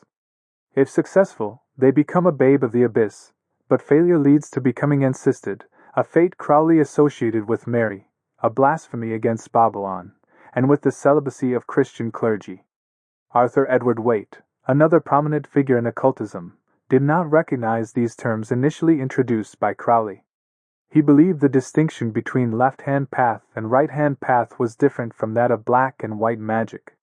However, despite Waite's attempts to separate the two, the association of the left-hand path with black magic spread, notably in the fiction of Dennis Wheatley, who equated it with Satanism and even the political ideology of communism, which he viewed as a threat to traditional British society. In the latter half of the 20th century, various groups arose self-professedly identifying with the left-hand path but did not necessarily consider themselves practitioners of black magic. Kenneth Grant, a student of Crowley, explained in Cults of the Shadow, 1975, that he and his group, the Typhonian Order, practiced the left-hand path. Grant emphasized that the left-hand path, rooted in Eastern Tantra, involves challenging taboos but should be balanced with the right-hand path to achieve equilibrium. The Hermetic Order of the Golden Dawn, renowned as a mystical and magical organization, thrived in Great Britain during the late 19th and early 20th centuries, concentrating its efforts on theurgy and spiritual advancement. Its influence extended far beyond its time, laying the groundwork for many contemporary magical traditions, including Wicca and Thelema. The founders of the Golden Dawn, William Robert Woodman, William Wynne Westcott, and Samuel Liddell Mathers, were all Freemasons and members of the Societas Rosicruciana in Anglia. Westcott played a pivotal role in its establishment, driving its initial formation and guiding its early development. Structured akin to Masonic lodges, the Golden Dawn operated on a hierarchical system of initiation. Notably, it admitted women, on equal footing with men, a progressive stance for its time. The organization comprised 3 distinct orders, although they are often collectively referred to as the Golden Dawn. The first order focused on esoteric philosophy rooted in Hermetic Kabbalah, emphasizing personal growth through the study of the 4 classical elements, astrology, tarot divination, and geomancy. The second order, known as the Rosi Rubi ad Ori Crucis, delved deeper into magical practices, including scrying, astral travel, and alchemy. At the pinnacle was the third order, the Secret Chiefs, believed to be highly adept beings who guided the lower orders through spirit communication. During this time, the concept of magic was often used for critiquing religion. Writers such as H. L. Mencken compared religion to magic, highlighting perceived similarities and arguing that the division between the two was artificial. The concept of magic found its way into the emerging field of psychology, where it was often synonymous with superstition. Although the term superstition was more commonly used in early psychological texts, the association between magic and irrational beliefs persisted. Despite the prevailing skepticism towards magic and the occult during his time, Carl Jung, the renowned Swiss psychiatrist and psychoanalyst, maintained a keen interest in these subjects. Unlike many of his contemporaries who dismissed magic as mere superstition, Jung saw value in exploring the symbolic and archetypal dimensions of magical beliefs and practices. For Jung, the rituals of magic were not to be dismissed as irrational or illogical but rather understood as expressions of the collective unconscious, the shared reservoir of human experiences, instincts, and symbols that underlie our psychological makeup. In his explorations of the psyche, Jung encountered numerous parallels between the symbols and motifs of magic and those found in dreams, myths, and religious traditions. He saw these symbolic patterns as reflections of universal themes and archetypal motifs that recur across cultures and historical periods. Jung wrote, "The collective unconscious comprises in itself the psychic life of our ancestors right back to the earliest beginnings. It is the matrix of all conscious psychic occurrences, and hence it exerts an influence that compromises the freedom of consciousness in the highest degree, since it is continually striving to lead all conscious processes back into the old paths. In one of his lectures in London he said, "My thesis, then, is as follows. In addition to our immediate consciousness, which is of a thoroughly personal nature and which we believe to be the only empirical psyche, even if we tack on the personal unconscious as an appendix, there exists a second psychic system of a collective, universal, and impersonal nature which is identical in all individuals. This collective unconscious does not develop individually but is inherited. It consists of pre-existent forms, the archetypes, which can only become conscious secondarily and which give definite form to certain psychic contents." By studying the symbolism of magic, Jung sought to uncover the hidden meanings encoded within the collective unconscious and shed light on the deeper layers of the human psyche. Jung's interest in magic was not limited to theoretical speculation but also influenced his therapeutic approach. He incorporated elements of magical symbolism and ritual into his analytical practice, using techniques such as active imagination, dream analysis, and symbolic interpretation to help patients explore and integrate unconscious material. By engaging with the symbols and rituals of magic, Jung believed that individuals could tap into their innate healing potential and achieve greater psychological wholeness. While Jung's fascination with magic may have been unconventional within the context of mainstream psychology, it reflected his broader commitment to understanding the full spectrum of human experience and the complex interplay between the conscious and unconscious mind. In the late 19th and 20th centuries, folklorists embarked on a quest to explore rural communities across Europe, seeking out remnants of magical practices that were believed to be survivals of ancient belief systems. Initially, these practices were often interpreted through the lens of ancient traditions, seen as echoes of a bygone era. However, it wasn't until the 1960s that anthropologists like Jean Favret-Sada began to delve deeply into the study of magic within European contexts. Previously, their focus had been primarily on investigating magic in non-Western cultures. During the 20th century, magic also captured the imagination of artists and intellectuals, particularly within the Surrealist movement. Figures like André Breton delved into the connections between magic and art, exploring the realms of the subconscious and the fantastical. The scholarly examination of magic as a distinct category applicable to various socio-cultural contexts became intertwined with the promotion of modernity, both in Western societies and beyond. The concept of magic, with its mystical allure, served as a bridge between traditional beliefs and contemporary understandings of the world. Outside of academic circles, the term magic has permeated popular culture and everyday language. In contemporary contexts, it is often used to evoke a sense of wonder, excitement, or delight. Describing something as magical can be a term of high praise, suggesting a sense of enchantment or awe. Interestingly, scientists have also adopted the term magic in various contexts within their fields. From magic acid to magic bullets and magic angles, the term has found its way into scientific terminology, highlighting the mysterious and extraordinary nature of certain phenomena. Aleister Crowley, a prominent figure in modern occultism, played a pivotal role in defining magic as a transformative process aligned with the individual's will. By emphasizing the scientific and artistic aspects of magic, Crowley sought to elevate it from mere superstition to a disciplined practice. Known for his involvement in various secret societies and the establishment of his own, Crowley traversed the realms of esoteric knowledge with an insatiable thirst for the occult. His indulgence in vices, including drugs, promiscuity, and lavish living, painted a picture of a man unbound by societal norms or moral constraints. Endowed with inherited wealth, Crowley's financial resources facilitated his extravagant lifestyle, characterized by globe-trotting adventures and uninhibited pursuits of pleasure. His journey into the realms of esotericism began in 1898, when he joined the esteemed Hermetic Order of the Golden Dawn.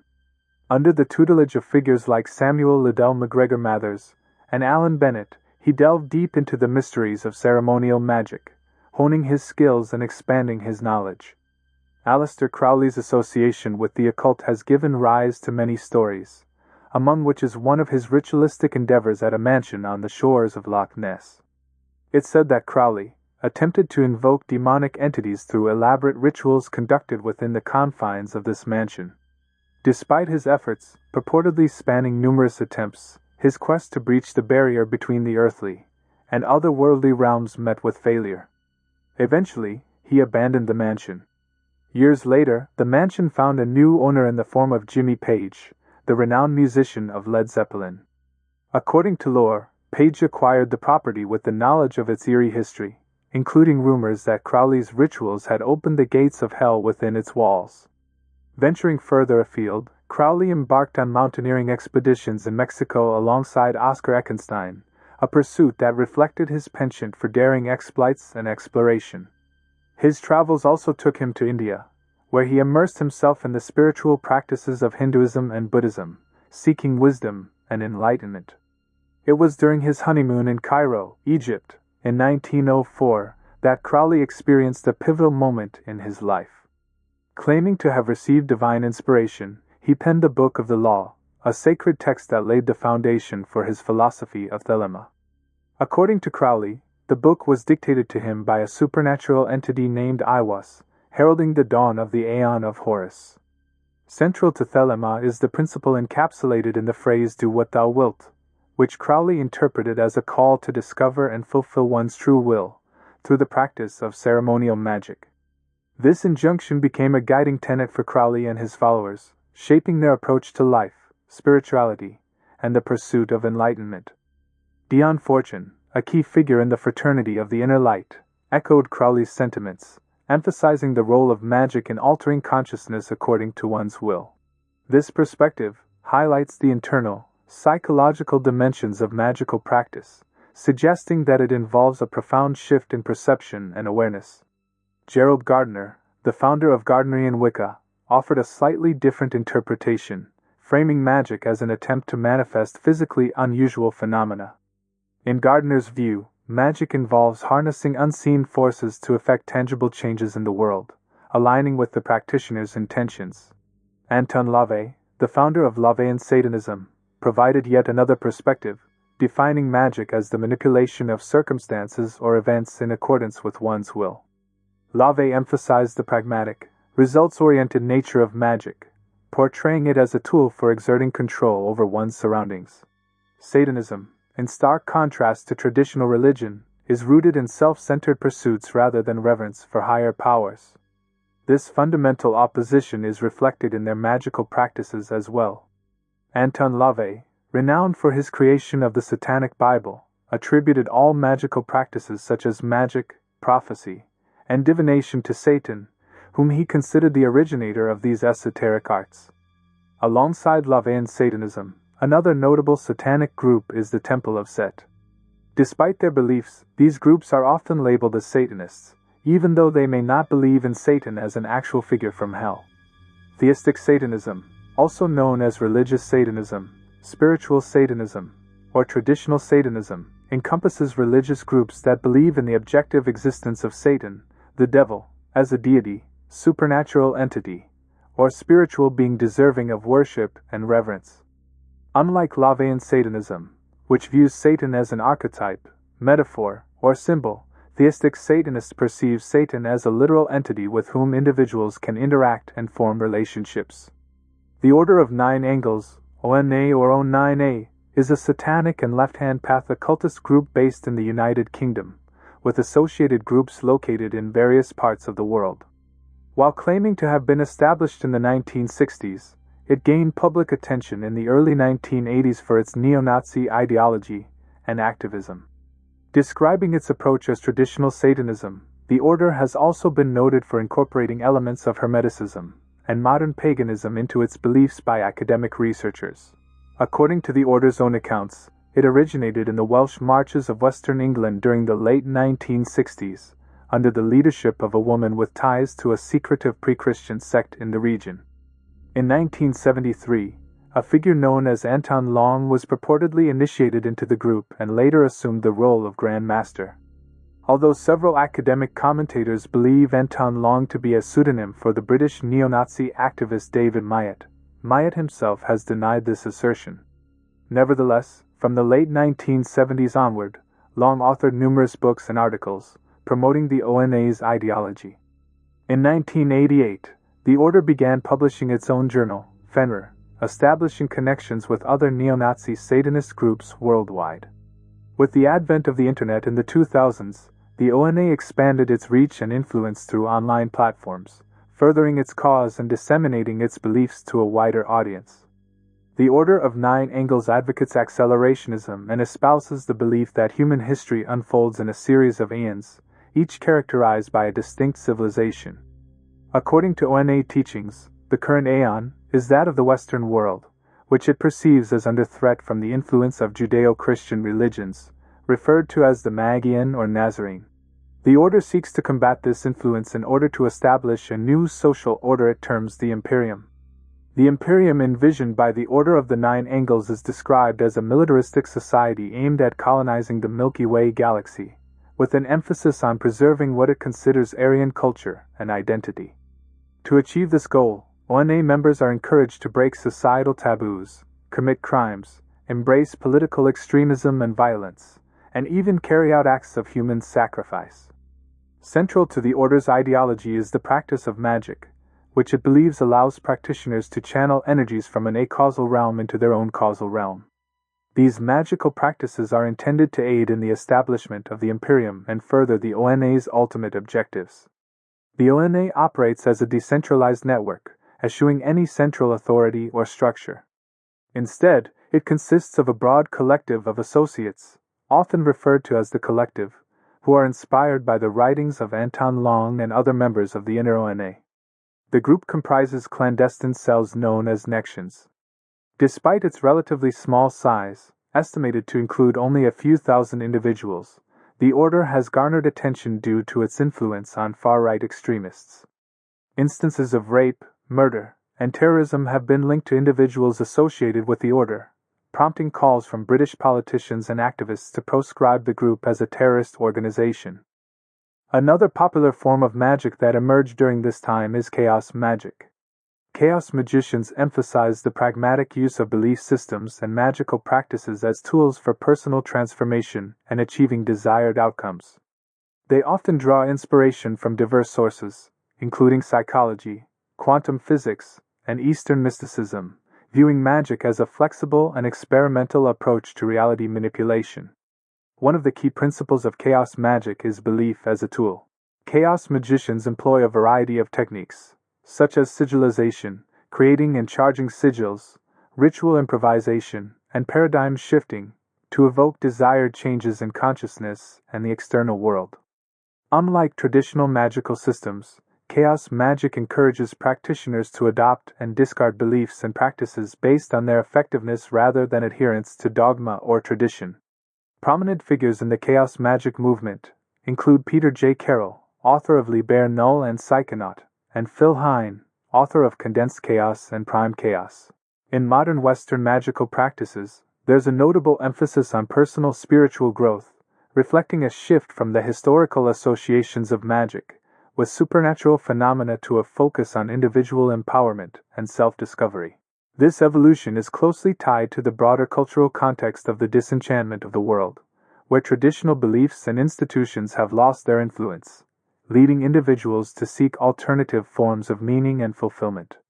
The concept of magic as a tool for personal development has been integrated into various contemporary spiritual movements, including modern paganism and the New Age phenomenon. One notable development within modern Western magic is the emergence of sex magic, a practice that explores the connection between sexuality and spirituality. Influenced by figures like Paschal Beverly Randolph, sex magic gained popularity among occultist magicians such as Crowley and Theodore Roos, who saw it as a means of harnessing and directing primal energies for magical purposes. Moreover, the adoption of the term magic by modern occultists serves as a deliberate attempt to challenge dominant societal norms and power structures. By reclaiming and embracing marginalized aspects of Western culture, practitioners seek to subvert conventional paradigms and assert their autonomy and agency. This sentiment is echoed by figures like Starhawk, who intentionally employed the term magic to disrupt conventional discourse and invite a reevaluation of societal norms and values. Moreover, the concept of magic has permeated various aspects of popular culture, including literature, film, television, and gaming. It often serves as a central theme or narrative device in fantasy genres, where magical elements feature prominently in imaginary worlds and narratives. From the wizardry of J.K. Rowling's Harry Potter series to the enchantments of J.R.R. Tolkien's Middle-earth, magic continues to captivate audiences and spark the imagination. Furthermore, the Internet age has facilitated the dissemination of magical knowledge and practices through online communities, forums, and social media platforms. This digital landscape has enabled individuals to connect with like-minded practitioners, access resources and instructional materials, and participate in virtual rituals and spellcasting. In academic discourse, the delineation between magic and other cultural practices has been a subject of much debate and contention. Anthropologists and sociologists have proposed various theories to understand the role and function of magic within different societies. One prevalent perspective, as articulated by Evans Pritchard among others, is that magic represents a rational framework of beliefs and practices within certain cultural contexts. In this view, magic serves as a system of knowledge and action through which individuals seek to manage and manipulate forces in the world. For example, among the Azanda people of Africa, magic is seen as a method for addressing uncertainties and controlling outcomes in various aspects of life. However, defining magic proves to be a challenging task, as the concept has evolved and varied significantly across different cultures and historical periods. Scholars like Owen Davies and Michael D. Bailey emphasize the complexity and instability of the category of magic, noting that it encompasses a wide range of meanings and practices. In African cultures, for instance, the word magic may simply denote the manipulation of forces, which can have morally neutral outcomes depending on the intentions and actions of the practitioner. Traditional African societies often distinguished between magic and other related practices such as medicine, divination, witchcraft, and sorcery. Magic has been a central theme in theoretical literature within the fields of religious studies and social sciences since their emergence. It has served as a rich site for articulating and contesting the boundaries of modernity, attracting significant attention from social theorists. Magic is frequently contrasted with religion, often depicted as its illegitimate or effeminized sibling. Alternatively, some scholars position magic as a middle ground category between religion and science, highlighting its distinct characteristics. The discourse on magic has been deeply influenced by the expansion of European colonial power across the globe during the modern period. Attempts to define magic have resonated with broader social concerns, and the concept has been readily adaptable as a polemical and ideological tool. European colonialists often used beliefs in magic among indigenous peoples as a justification for their imperial rule, portraying those who practiced magic as unfit to govern themselves and in need of guidance from those who upheld science and religion. Despite the plethora of definitions proposed by scholars, they can be seen as variations of a few influential theories. The debate surrounding the nature of magic reflects broader questions about power, knowledge, and cultural hierarchies in the modern world. The intellectualist approach to defining magic, associated with Edward Tyler and James G. Fraser, positioned it as the theoretical opposite of science. This perspective became a dominant framework in anthropological thought during the late 19th and early 20th centuries, aligning with evolutionary models prevalent in social sciences at the time. Herbert Spencer, a pioneering social scientist, proposed that magic preceded religion in evolutionary development. In his work, A System of Synthetic Philosophy, Spencer used the term magic to refer specifically to sympathetic magic. He viewed both magic and religion as rooted in erroneous speculation about the nature of objects and their relationships. Tyler's conceptualization of magic was closely tied to his theory of animism. In his seminal work, Primitive Culture, published in 1871, Tyler described magic as beliefs arising from the mistaken association of ideal analogy with real analogy. He argued that primitive humans erroneously believed that mental associations between objects corresponded to actual connections in reality. Tyler characterized magical practices as attempts to predict, influence, or control events through processes based on these mistaken beliefs. Tyler held a dismissive attitude toward magic, considering it a harmful delusion that plagued humanity. Despite his negative view, Tyler's ideas were highly influential and contributed to the establishment of magic as a significant topic of study in anthropology. His work laid the groundwork for subsequent anthropological research on magic, shaping scholarly discourse on the subject for decades to come. James Frazer adopted and simplified Edward Tyler's ideas, particularly regarding the definition of magic as sympathetic magic. Frazer described magic as a practice rooted in the belief that objects could influence each other at a distance through a hidden sympathy, akin to an invisible ether. He categorized sympathetic magic into two forms: homeopathic, or imitative, mimetic, and contagious. Homeopathic magic operated on the principle of like produces like, while contagious magic posited that contact between objects allowed them to continue influencing each other remotely. Like Tyler, Frazer viewed magic negatively, labeling it as the bastard sister of science arising from a fundamental fallacy. However, Frazer diverged from Tyler by conceptualizing a belief in magic as a significant stage in human cultural development. He proposed a tripartite division wherein magic preceded religion, which eventually gave way to science. According to Frazer, early societies universally began as believers in magic, with some transitioning to religion over time. He distinguished between magic and religion based on their approaches to spirits. Magic sought to coerce or constrain spirits, while religion aimed to conciliate or propitiate them. However, Frazer acknowledged that elements of both magic and religion often overlapped, as seen in rituals like the sacred marriage, which combined aspects of both belief systems. While some scholars retained the evolutionary framework proposed by Frazer but altered the sequence of stages, others rejected it entirely. Wilhelm Schmidt, a German ethnologist, argued that religion, specifically monotheism, was the initial stage of human belief, which later degenerated into both magic and polytheism. However, Frazer's evolutionary model faced criticism, notably from folklorist and anthropologist Andrew Lang.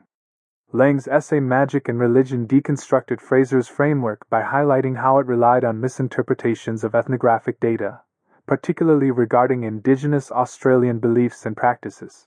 The functionalist approach to defining magic, associated with Marcel Mauss and Emile Durkheim, posits magic as the theoretical opposite of religion. Marcel Mauss introduced his conception of magic in his 1902 essay, A General Theory of Magic. In Mauss's view, magic encompasses any ritual that is not part of an organized cult, characterized by its private, secret, mysterious nature, and often tending toward practices considered forbidden. Mauss rejected the intellectualist approach promoted by Frazer, which confined magic to sympathetic magic, arguing that magic was not inherently sympathetic and that sympathetic practices could also exist within religion. Emile Durkheim further developed Mauss's ideas in his 1912 book, The Elementary Forms of the Religious Life. Durkheim viewed both magic and religion as pertaining to sacred things, but he emphasized their differences in social organization. While religion was associated with a church, representing the religious beliefs shared by a social group, Durkheim described magic as inherently antisocial, lacking the cohesive social structure of a church. He argued that magic did not bind adherents together or unite them into a group leading a common life. However, Durkheim's definition faces challenges in cases where communal acts, such as those performed by Wiccans, are considered magical by practitioners or observers. The emotionalist approach to magic, as articulated by Merritt, Malinowski, and Freud, highlights the psychological and emotional dimensions of magical beliefs and practices. Merritt and Malinowski, both influential anthropologists in the early 20th century, offered insightful perspectives on the nature and function of magic within human societies. Merritt, in his 1904 article, posited that magic served as a response to stress, viewing it as a cathartic or stimulating practice aimed at alleviating feelings of tension. Over time, Merritt increasingly rejected the notion of a strict dichotomy between magic and religion, instead advocating for a combined understanding he termed magico-religious. Malinowski, echoing Merritt's sentiments, challenged Frazer's linear evolutionary hypothesis by asserting that magic, religion, and science coexisted within each society. He characterized magic as a practical art focused on achieving specific ends, contrasting it with religion, which he viewed as primarily expressive and concerned with ends in themselves. According to Malinowski, magical acts were undertaken to fulfill tangible needs, such as fertility rituals aimed at ensuring successful harvests or procreation. Central to Malinowski's functionalist approach was the idea that magic served a rational purpose within its socio-cultural context. Rather than dismissing magic as irrational or superstitious, he argued that it fulfilled practical functions, addressing societal needs and providing solutions to everyday challenges. Freud's perspective on magic diverges from Merritt's emotionalist approach in its focus on the role of wishes and psychological processes in the origin and practice of magic. Freud explains that magic represents a form of wish fulfillment, wherein individuals seek to bring about desired outcomes by performing symbolic actions or rituals. These rituals serve as a means of expressing and channeling the individual's wishes and desires, often through motor hallucinations or imaginative representations of the desired results. In this sense, magic can be understood as a primitive form of psychological expression, driven by unconscious motives. Furthermore, Freud highlights the evolution of magical thinking from a focus on the motives behind the magical act to a concentration on the act itself. Over time, the emphasis shifts from the psychological motives underlying magic to the perceived efficacy of the magical actions. This shift leads individuals to attribute the occurrence of desired outcomes to the performance of magical rituals, reinforcing their belief in the efficacy of magic. In the early 1960s, anthropologists Murray and Rosalie Wax proposed a new approach to studying magical beliefs within different societies. Their argument centered on the idea that scholars should examine these beliefs within the cultural context of each society, rather than attempting to rationalize them through Western scientific paradigms. However, their proposal faced criticism from other anthropologists who believed that it created a false dichotomy between Western and non-Western worldviews. Critics argued that by characterizing Western views as non-magical and contrasting them with magical non-Western perspectives, the Waxes oversimplified the complex interplay between belief systems across cultures. Despite these criticisms, the concept of the magical worldview gained traction across various academic disciplines, including history, folkloristics, philosophy, cultural theory, and psychology. Psychologists, in particular, utilized the notion of magical thinking to understand cognitive development in children. John Piaget, a prominent psychologist, incorporated the concept into his theories, suggesting that children struggle to differentiate between the mental and physical realms during their early years. Piaget proposed that children gradually abandon magical thinking as they mature, typically between the ages of 6 and 9.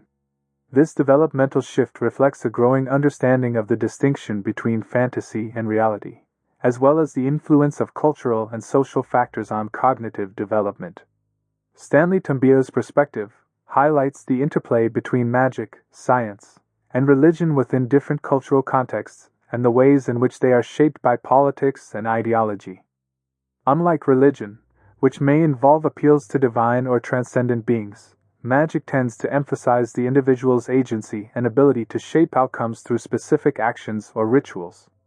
In contrast, science is described as a systematic approach to acquiring knowledge and mastery of the environment. Scientific inquiry relies on empirical observation, experimentation, and logical reasoning to uncover natural laws and principles governing the physical world. Science is often associated with a more objective and impersonal form of rationality, based on evidence and logical inference. Religion, according to Tambia, occupies a middle ground between magic and science. While it may involve belief in supernatural beings or forces, religion also encompasses collective rituals, moral codes, and communal practices that provide meaning and coherence to social life. Religion often involves a sense of awe, reverence, and devotion toward transcendent entities or spiritual realities. Tambia's framework suggests that magic, science, and religion represent distinct modes of understanding and engaging with the world, each with its own set of beliefs, practices, and rationalities. However, these systems are not mutually exclusive, and their boundaries may overlap or shift depending on cultural context, historical development, and individual interpretation. The rejection of the term magic as an analytical tool within academic scholarship has been a significant trend in recent decades. Scholars across various disciplines, including anthropology, religious studies, and history have criticized the use of magic due to its ethnocentric implications and lack of precision in describing diverse cultural practices. Jonathan Z. Smith and Walter Heingraf, among others, have argued against the utility of magic as an etic term, emphasizing its historical association with Western superiority and its role in justifying colonialist attitudes toward non-European cultures.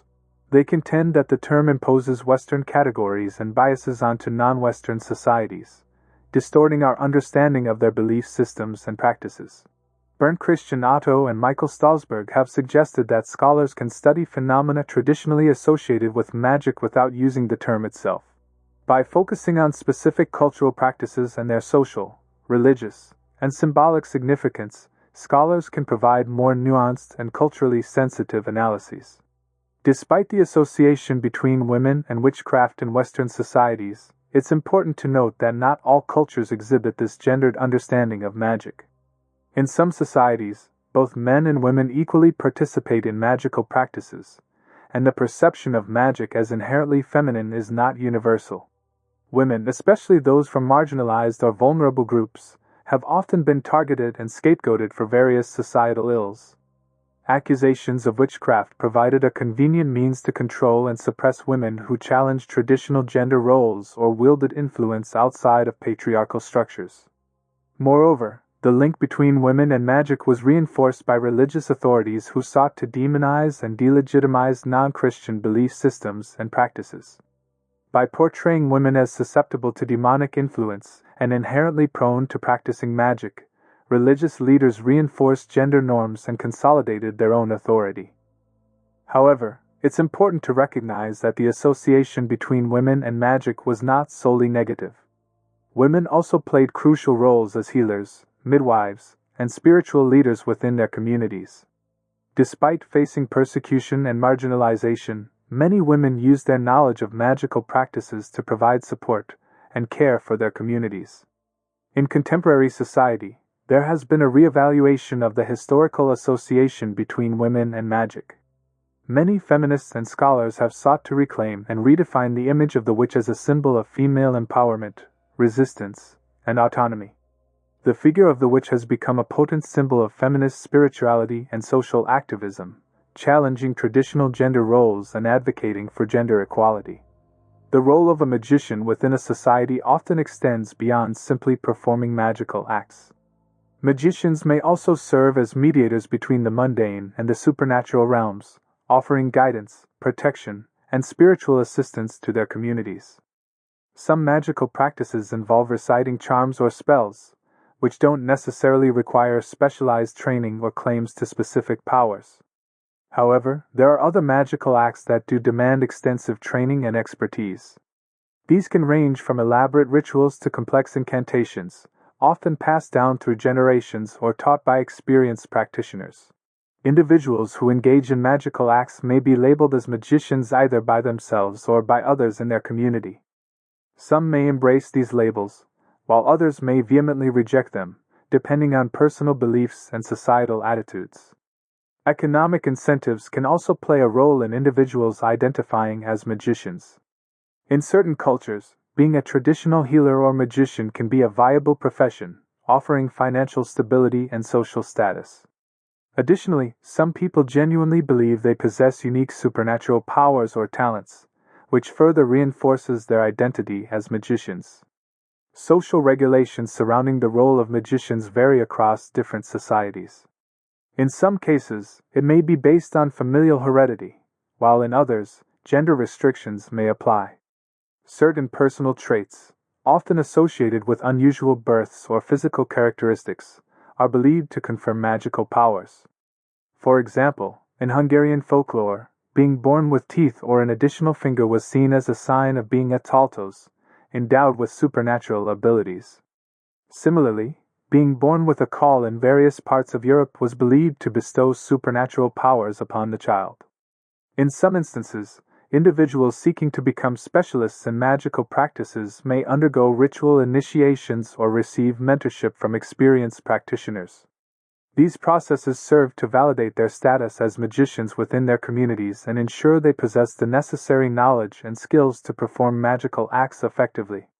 The division of magic specialists into religious and lay categories has been a subject of interest for scholars like Davies. He pointed out that even Roman Catholic priests, with their rites of exorcism and access to blessed objects, could be seen as practitioners of magic. This illustrates how magic and religion have often intertwined throughout history, with certain religious practices being perceived as magical in nature. Initiation has traditionally been a common method for identifying and establishing magical practitioners within a community. Through rituals symbolizing death and rebirth, individuals enter into a professional class of magicians, solidifying their relationship with the supernatural. However, with the rise of neo-paganism, the criteria for identifying as a magical practitioner have become more fluid.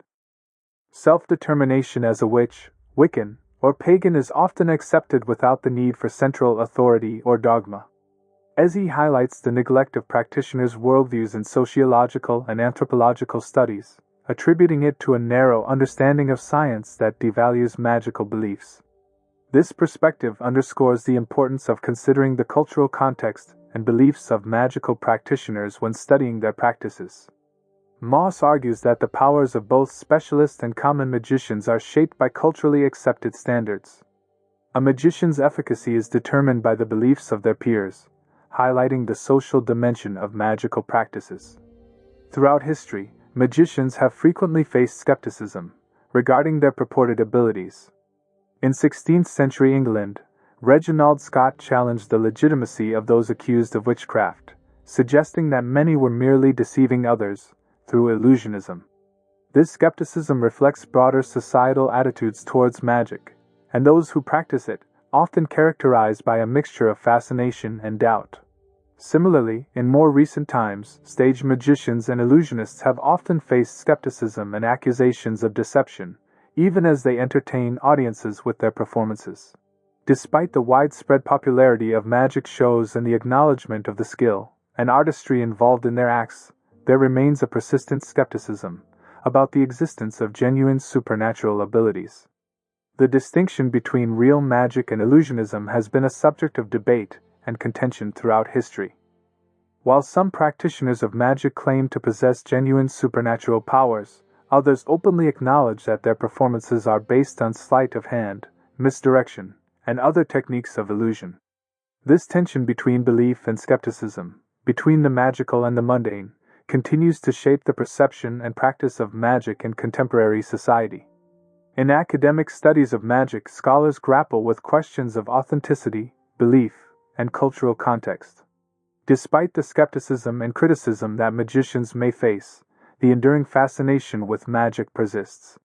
Whether viewed as a form of entertainment, a spiritual practice, or a cultural phenomenon, magic continues to captivate the human imagination and challenge our understanding of the boundaries between reality and illusion, belief and skepticism, science and superstition.